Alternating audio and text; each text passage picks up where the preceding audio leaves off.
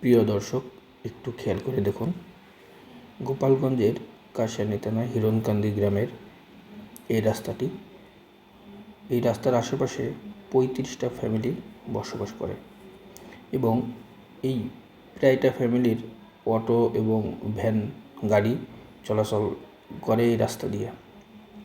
কিন্তু দেখেন কতটা কষ্ট করে এই গ্রামবাসীর লোকজন। এই রাস্তার আশেপাশে যে 35টা বাড়ি বসবাস করে, তাদের একটাই আশা এবং চাহিদা এই রাস্তাটা যেন পাকা হয়ে যায়। কিন্তু আসলে এই রাস্তাটা হচ্ছে মাজরা বাজার থেকে হিরণকান্দি যাওয়ার সময় ব্রিজের ডান পাশ দিয়ে যে রাস্তাটা গেছে, ওই রাস্তাটা চলে গেছে 2 কিলোমিটার বিশ্ব রোড পর্যন্ত।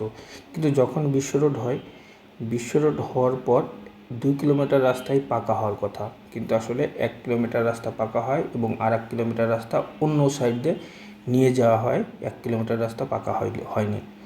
তো এই 1 কিলোমিটার রাস্তা পাকা না হওয়ার কারণে এই 35টা ফ্যামিলি আজ চরম দুর্ভোগে রাস্তায় হাঁটতে পারে না।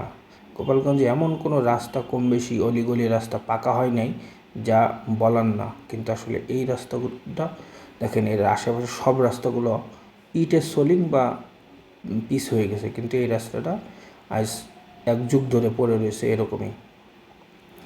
সবার দাবি, স্থানীয় যারা জনপ্রতিনিধি আছে এই রাস্তার উপর যেন একটু সুনজর দেয় এবং আশেপাশে যে গ্রামবাসী আছে তাদের জন্য অনেক উপকার হয়।